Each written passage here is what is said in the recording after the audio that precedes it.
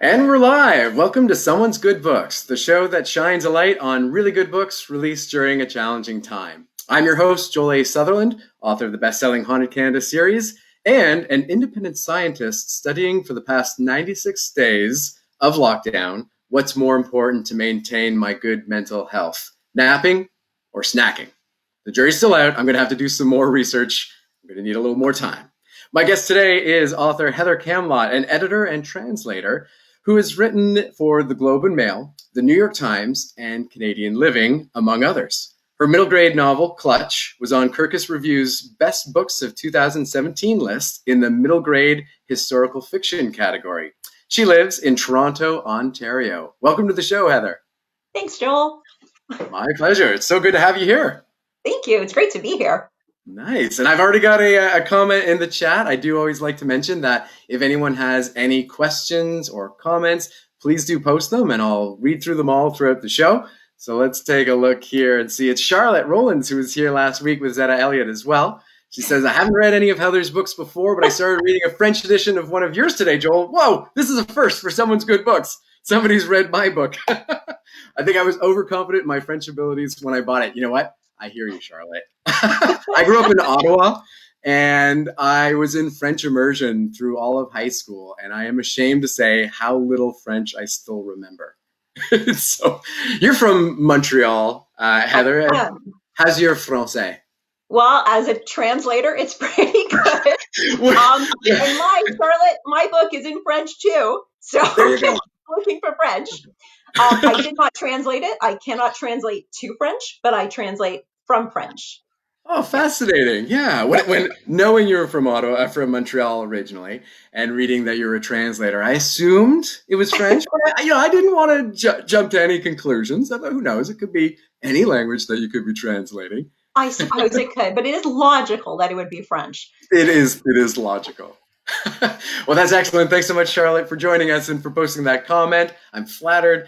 If anyone else, of course, as I said, has any questions, please do let us know. She's following up saying, I teach elementary school French, so I should be better. I need more practice. Very honest of you. That's fantastic. Well, if you're all set, Heather, we can jump all in. Are you ready? I am ready. Go Excellent. for it. Then it's time to get into Someone's Good Books. First question, What If Soldiers Fought with Pillows was released by Owl Kids on March 15th, 2020. In the spirit of the show, tell us what makes it a good book. Okay. Well, I think the whole concept of the book is a good book. It's trying to teach children non-violent ways and to use their imagination and their creativity to come up with non-violent ways to solve war and oppression and all these big things in the world that we keep seeming to do the same way over and over and over and not getting anywhere. So that is kind of the concept of the book. And I found all these examples of people and organizations that are actually doing that, which surprised me when I was researching how many people and organizations are actually doing this. Right.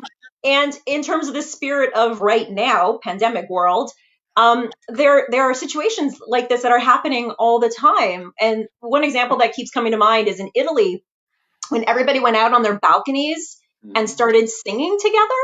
I mean, that's the perfect example of a dire situation and people working together to come up with something beautiful. Yeah, I have to say, that's one of the things that has given me so much hope and happiness throughout the pandemic, is seeing all the positive stories of people coming together, working together. And, people that know me know that I like scary stories. I like horror. I like apocalyptic tales.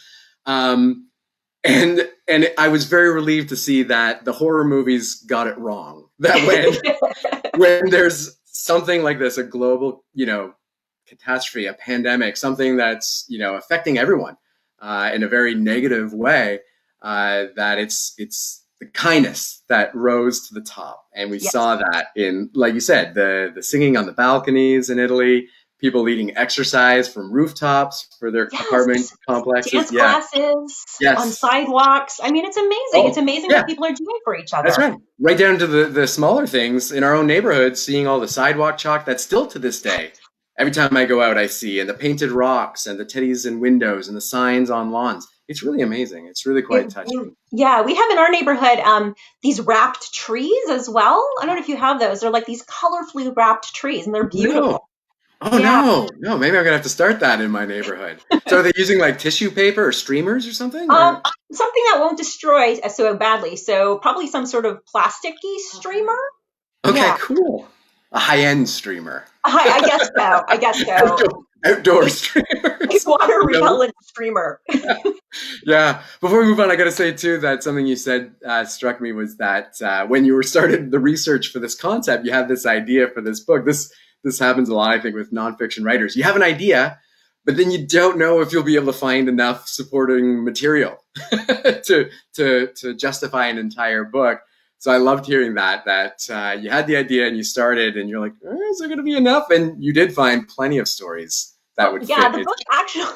the book actually started out as a picture book Right. idea because it was out of my son was having nightmares about war. This is years ago, so he was about 10. And what do you say to a kid who doesn't want to fall asleep or can't fall asleep because he sees soldiers and bombs and all these kinds of things? And so I came up with the first few concepts, like what if soldiers fought with pillows and water guns, and that kind of made him laugh. And then we came and he's like, well, what about the bombs? And I said, well, what if the planes were dropping seeds and flowers and vegetables? Which actually happened in Australia, not too late during the fires. There were planes that were dropping vegetables for the animals that didn't have a forest to live in anymore. I hadn't So heard about that. and so all of that was so he was able to go back to sleep because he was laughing. And I was awake all night because I was like, oh my God, this is really good. I can do something with this. And I Right. pitched it as a picture book. And then Karen Lee, who was at Owl Kids at the time, she said, well, what if you can find examples of these things? And I was like, are you crazy? But I did the research and I found like 2 or 3 examples of the different lines. And it blew me away to that the world was actually so wonderful in certain situations. So Yeah, absolutely. Karen Upper is here. She says, hello, Heather and Joel, with a big wave. Hey, Karen, glad to have you with us. She says, love the concept of this book, Heather. That's really thank you, nice. Karen. Yeah. And Charlotte says as well, she's thinking about the trees with the streamers. She's wondering if we could do a crochet for the trees. We could That have sounds good. crocheted trees. That's a bit above my abilities. I'll say that. Yeah. I'm not going to speak for you. I don't know how to crochet, but it sounds lovely. It does sound lovely, And doesn't warm. it? Yeah. Well, it seems like I'd want to leave them on through the fall for the trees, so they'd be nice and cozy. Excellent. Well, I always ask all my guests on this show, since it is kind of the theme of the show, what it's like having a book released during a global pandemic. It sucks. um, I had planned a book launch at Mabel's Fables, a Toronto bookstore, to be My right favorite. after March break, like literally the week after March break. We were supposed to have a book launch for that book, and it was obviously canceled. And I'm not, it's only my second book and a third one now as well. I've only had one book before, so it's not like I'm a known name like you or Eric Walters or Wesley King. Like people don't know to go and buy my book. They don't really know that much about me, if anything. And so it's really hard. And I'm trying to do the social media thing, and I did a virtual school visit last week, which was a lot of fun. But your hands are tied on what you can do. Absolutely. Yeah. Yeah. No, absolutely. I have heard, some of the articles I've been reading about the state of publishing right now is that online book sales are really healthy. They've obviously gone up, just like all online ordering has. However, that sounds great, to authors and readers and everybody else, until you keep reading the articles that say, but it's, all the sales are going to Dog Man and Wimpy Kid. And like you said, like those mega series that Yeah. that readers already know, that parents already know, that kids already know, because the difference in browsing in a store or a library versus browsing online is wildly different. When you go on Amazon or Chapters or any independent bookseller's website, you're going to see, you'll see some hidden gems, some mid-list stuff, but by and large, you're going to see Percy Jackson and Harry Potter and all the biggest books.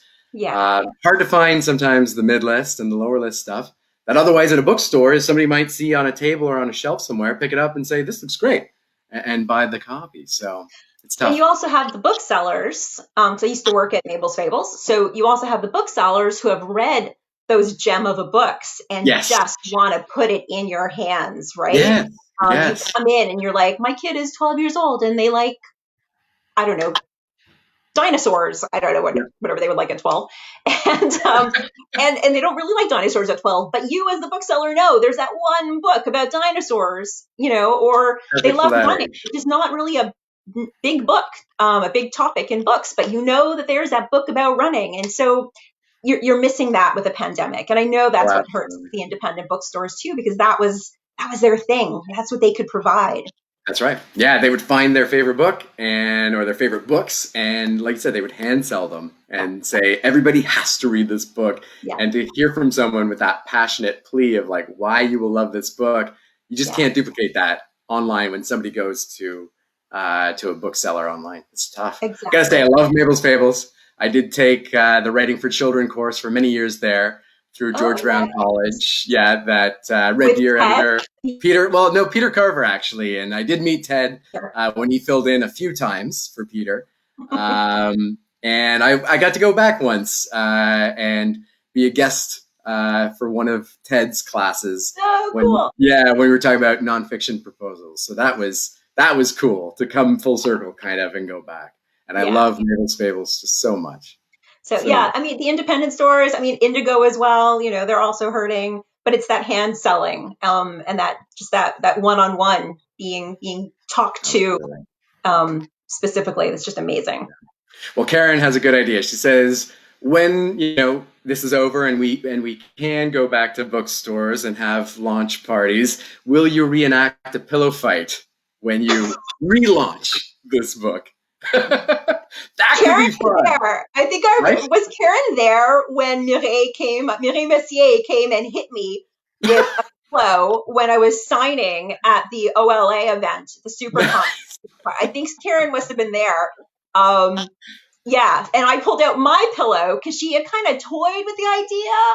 And so we did in fact have a pillow fight in the middle of the OLA. Yes. Well, these are the things we do for our art. We get whacked with pillows. Charlotte says, I know about you now, Heather, so not everyone doesn't know about you. She knows about you. Lauren, yeah, exactly right. That's what this show's all about. Lauren Flattery, who works at the Pickering Public Library with me, says it's so important, the booksellers and hand selling, I think.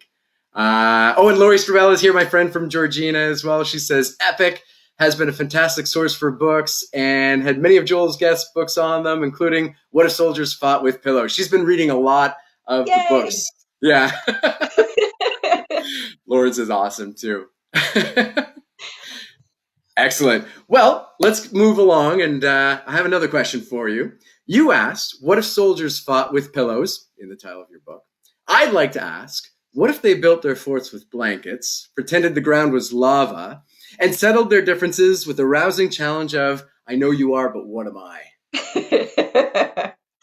I think that game would get annoying really quickly. And so because there's probably not going to be a winner, that would be a great way to just end the dispute. I love the idea of a pillow fort. So I think a pillow fort or a blanket fort, I guess. And so I foresee maybe changing that concept a little bit to what if Joel Sutherland read scary stories? Yes, I like where you're going. Under their blankets in their blanket fort, and each child hugged the other to protect them from the scary. Oh, that's perfect. That's perfect. Can we have a flashlight to pass around under chins? Yeah. Unless that gets too scary. Don't worry. Yeah. I am game, and quite honest, quite honored as well. Thank you, thank you. I like this concept. You can do it with anything. Just It can be positive. fun. You can put a spin on it. I love it. All right, so next, I've got a quarantine question for you. I'd like to know what the ideal length of nap is. This might be tied into my previous research statement. A, less than 30 minutes. B, 31 to 60 minutes. C, 1 to 2 hours. Or D, why get out of bed at all? All right. I am not a napper. Okay.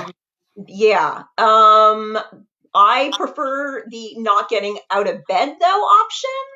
There you are. Rather than having to like sneak away and take a nap. I'd rather just not get up. But I have children. So one who has become a night owl, the other one who has classes in the morning. So yeah, the sleeping in sounds excellent. Right? Yeah, Exactly. It's yeah. just one big nap. One nap Really. sounds fantastic. Not Yeah. forever, Yeah. but get up, say hello, do some work, and Yeah. then just go back. That's right. Just So it's head really back. not I a like it. nap as much as it's the work day is nap quantity. I see what you're saying. So, okay, now, yeah. So it's okay, I should rephrase. What is Yeah. the ideal length of a workday? A, less than 30 minutes. B, 31 to 60 minutes. C, 1 to 2 hours. That's it. There's no option D for that question. I like it. I like it. Well, Charlotte says she's got to go read it when the show's over. She wants to read your book. Lauren's suggesting marshmallows for the sleepover, scary sleepover, with Yes. blankets and protective hugs and a flashlight. That might be a And little Karen, dangerous, but exactly. spread out. That's right. And Karen says pillow fight, marshmallows, and scary stories. A great grouping. I think we're on to something, and the chat happens to Totally. agree. Everyone wants to join. Gold. Next book. Love it. Absolutely.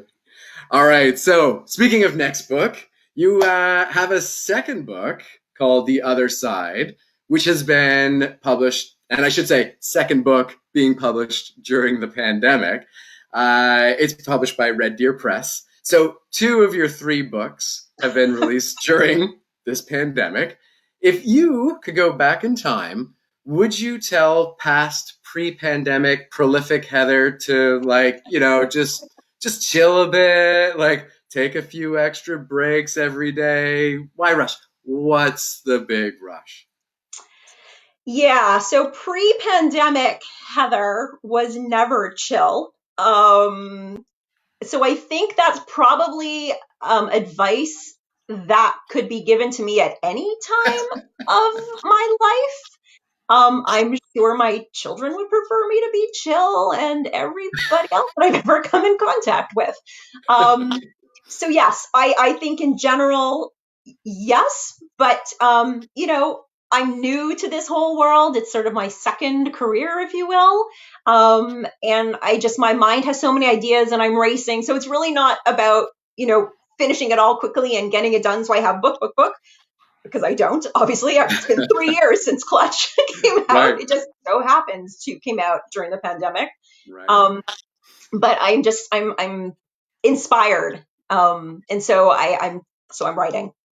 Yeah, yeah. You got to strike when the iron is hot, right? You never Exactly. know what's going to happen. I mean, you can't plan for anything in publishing or really in life in general. So you just write, put it out Yes. there, and hope it finds an audience. I did not know there was going to be a pandemic. When they asked, where do you plan to be in 5 years? It was not locked in my house. Um, Although technically speaking, I'm always in my house. It's everybody else who's home with me right now, which makes it a little strange. That's interesting. Tell us a little bit about that. Writing at home when you used to have the house maybe to yourself a little more often, and now all of a sudden you're you're finding that there's people all around you. How does that work? I know a lot about grade 10 science, uh, more than anybody would ever fathom. I can't even repeat it to you now, but I'm pretty good. I'm pretty good at science. I was always good at math, so that's been fun to reconnect with. Um, Right. The only exciting, relatable subject matter that I've been helping my kids with is English. As you very well know, Joel, star of one of my son's articles. That's Um, right. That's right. I'm also helping your kids with their English homework. We should, so just in yes, case people are wondering what we're talking about. I did this family video, recreation of the Simpsons introduction, and it blew up, went viral. And Heather, your son, came home with an assignment. Well, not came home because we're not going to school anymore, but was at home when he got the assignment saying, talk about this news story about this family recreating, and you said, I know that guy. yeah, exactly. He had like there was a list of good news stories. They had to write a good news report, basically. Yep. And there were a list of stories, and and you were on it. I was like, oh, dude, you gotta do Yeah, this one. as soon as you told me, I'm like, well, if he wants to go for bonus marks, I could answer a few questions, right? Yes, and he took you up on it, and it was awesome. Yep, He did really well. that's amazing. Well, believe it or not, we did start this question off talking a little bit about the other side, but we haven't really heard too much about it. I'd like to hear more about the book. What can you tell us about it? So the basics of the book is a 12-year-old boy finds a dead body along the shore of his grandfather's cottage, and it kind of, he can't get it out of his mind, and he can't do anything else. He can't think about anything else. At the same time, he is visiting his grandfather in palliative care, and they are watching the 2014 World Cup together. And his grandfather is telling him about his past as a German World War II soldier. So that wasn't enough. The boy is also Jewish. He's half German, half Jewish, and these things that he was always told, that was never really shared in his lifetime, are now coming to a head. So between the dead body and his grandfather, he's, a little angry and scared, and but it helps him get to the bottom and accept and deal with the death of the girl in the end. Amazing. You know what? It's going back to the hand selling. I'm a librarian, and I can think of so many kids I could give this to, and they would just say, "Yep, this is the book I need." Soccer, World War II, a dead body, a mystery. Like there's just so much going on there that would just be so appealing to so many readers. It's fantastic. Yeah. I enjoyed it, and it is inspired by true events, if you will. It's based on true stories that my father-in-law was telling me about. So, yeah, Fascinating. Yeah, yeah, it was Charlotte all says very The Other fascinating. Side sounds like a really interesting book. Thank you. And Nicole Dobson's here now. She says that video of the Simpsons opening scene you and your family did was fantastic. See, it went far and wide. Excellent. All right. Well, I have one more question. Speaking of your first book, you did mention it earlier. Clutch is a coming-of-age story that heavily features the minor league baseball team, the Montreal Royals. You grew Yay! up in Montreal, yes, as we mentioned before, and you now live in Toronto. I'm assuming you're still a sports fan. So how exactly does that work? And I'm saying this as someone that grew up in Ottawa and moved to Toronto and have to deal with the whole rivalry between the Leafs and the Sens. So Yes. I want to see what your experience has been like. So I don't know if there's the same expression for people from Ottawa, but in Montreal, it's, once a Montrealer, always a Montrealer. And you probably see the poster on the side of my wall here. It's from the Toronto Symphony Orchestra doing the hockey sweater. Oh, yes. The all-time book that puts Toronto in place versus the Canadiens. It is I love the it. book I bought for every child ever born. Yeah. I I have my little collection here. Look, my Montreal Royals baseball hat, Amazing.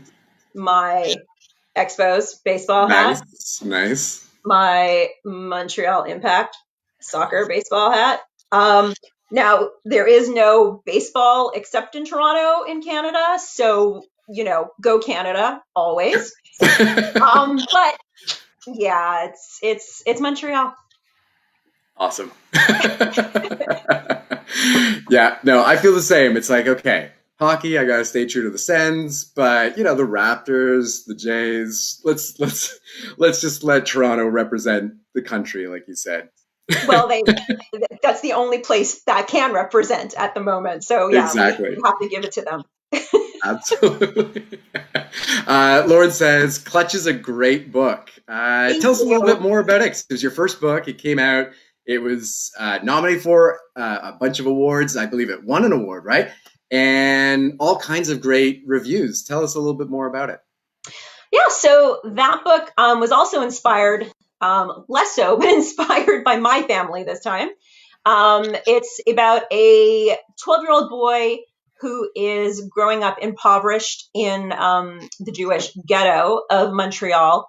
And he thinks that it's because of where he lives that that his father passed away, that his father died. And so his mission is to move him and his family to the other side of Park Avenue to where the rich people live by the time he has his bar mitzvah, which is 3 months.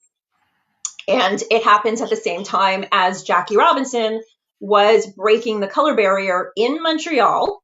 That was the first place he played. That's where they did the great experiment to see if it would work in the States afterwards. So he was playing, maybe 20 minutes away. And so the story came first. And then as I was doing research to set a certain year and, Jackie Robinson kept coming up, I was like, okay, I gotta mesh Yeah. these somehow. I love Yeah. that. I absolutely love that. Correct me if I'm wrong. Wasn't there a movie a few years back about Jackie Robinson? Was it 42 or Yes. Yep. yes? It was And that called 42. was yeah. And they did. Geez, it's been so long since I've seen that, but they did have scenes in Montreal, right? When he was playing for the Royals, or am I wrong? I think so. A lot I'm of, gonna have to go back.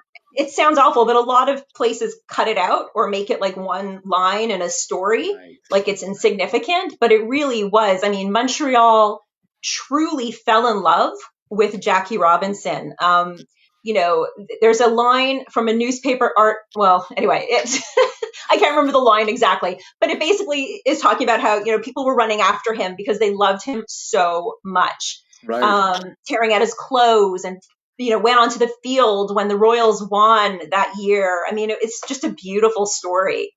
Oh, that's amazing. That's fantastic. Everybody has to go read Clutch, and that movie. I think if I'm not mistaken, too. I believe it's right now on Cineplex Odeon's streaming channel for free. They put a bunch of movies starring or directed by black actors and black directors available for free, so you don't have to pay for them right now. We've watched a few with as a family so far, and I that's where I saw 42, and I'm gonna have to go back and watch that one now too because I saw it when it first came out and I remember enjoying it quite a lot. You can Lauren actually, also says, "Sorry, go ahead." I was just going to say on YouTube, you can also find the Jackie Robinson story, Okay. which stars Jackie Robinson as himself.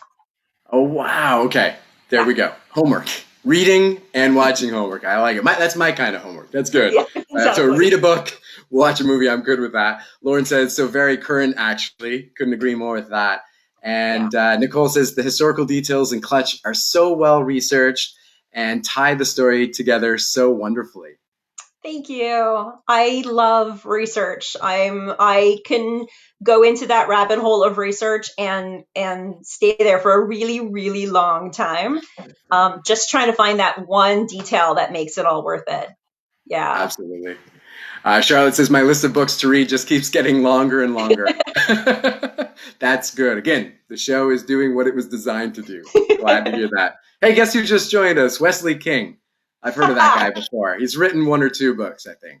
I He's have got to something pick for up the pace. Wesley. He's a bit slow. Do you? Okay, so Okay. because we're talking about my favorite sports teams, the only Canadian team and Montreal team that I don't go for, the only team I go for that is not from Montreal, Yeah. and Wesley's going to stick out his tongue, Okay.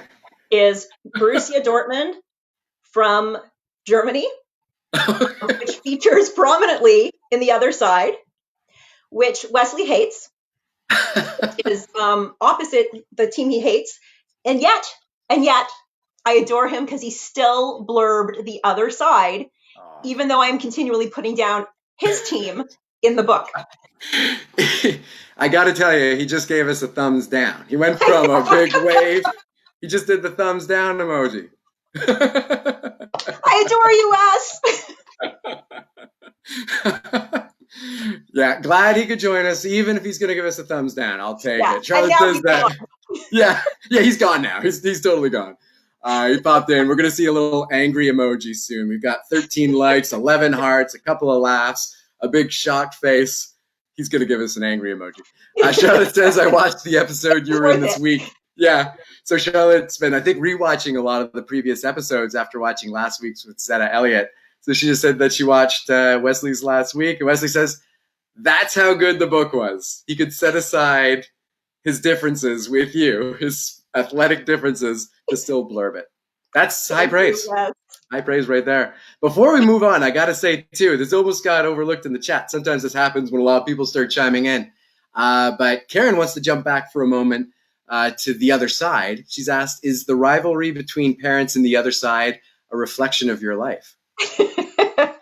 So, yes. In the book, we talk about how the mother is going for the Montreal Impact, and how the father goes for TFC, and that is absolutely true to life. Yeah. And he does, there's a line in the book, or I'm going to mess it up. There's a line in the book that says, it was easier to deal with the German Jewish thing than the Montreal Toronto thing. How perfect that I asked a question about it then. So I didn't really know how that would go. Like, I knew that Ottawa and Toronto has a big rivalry. I assumed the feelings would be similar with Montreal, but I had no idea. Yes, exactly. Well, that's good. We've bonded now, I feel, over our mutual rivalry with Toronto teams and living Perfect. here in the Toronto area. So this is good. And Forts and Marshmallows. We've got the next book. And Forts and Marshmallows. Anyone that's just joined us now is going to be thinking we're off our rockers. What are they talking about? Forts, Marshmallows, sports teams. I love it. This has been a great chat, Heather. Thank you so much. But before we go, it's always the most important part of the show, because since the beginning of lockdown, there's been very little reason to wear shoes, and therefore our socks are always on display. So I want to, even though these shows are from like head and shoulder kind of up, I want to treat our audience to seeing our socks. And I'll go first. You might have noticed, maybe you didn't, but maybe you noticed I'm wearing a bit of a bright shirt. I don't know. We'll see. I decided I would do the opposite with my socks today, just to represent my dark side too. Oh, nice. So my favorite pair of Halloween socks. I've got skeletons and coffins. I've got jack-o'-lanterns and ghosts. It's like the complete package, just to, balance out all this cheerfulness, all this joy. It's, I've got a reputation as a scary author I've got to maintain. Now, I remember in one of these videos that you said Karen sent you Halloween socks. Are those the ones from Karen? You would think that they would be, but my sock drawer is about 75% Halloween socks. Okay. So no, these are not the ones. I don't think they are. I'm pretty sure my wife got me these ones. And you're absolutely right that, yes, Karen, who's joining us tonight too, did send my whole family Halloween socks. My 3 kids, my wife, and I one year. Unbelievably, such a kind soul. I love Karen so much. So all right. Let's see yours. What do you got for us? I can lift my leg this high. All right. So my socks, I chose them because they have to do with the other side and Perfect. What Karen asked about my family dynamic. I have Star of David socks on today. And Amazing. The reason I chose these, I'm going to put my foot down now because that really hurts. It's not easy. I hope everyone got the visual. The reason I chose them is because my husband bought them for me, not for Hanukkah, not for any Jewish holiday. Right. He bought them for me for Christmas. So there you go. So as much as we're far apart in certain things, we can agree on certain things and come together. Yeah, like gift giving and gift receiving, more importantly, I think, right? Well, true. It's true. I didn't say no. Exactly. No, I thought that was really lovely. That he gave them that is lovely. And now, like you said, you've got the perfect socks to wear when you finally get to do that book launch at Mabel's Fables. Exactly. With pillow fights. Absolutely. That's 2 different books. We'll work on it. Indeed. Well, as always, everybody, thanks for joining us. I do like to say, please go support Heather, buy her books online. A lot of bookstores, while if they're still closed physically, are still doing curbside pickup or delivery. So make sure to support your independent booksellers. This has been a great interview. Thanks so much, Heather. I really appreciate it. Yes, thanks everyone for watching. Stay home, wash your hands, read Canadian. Take care.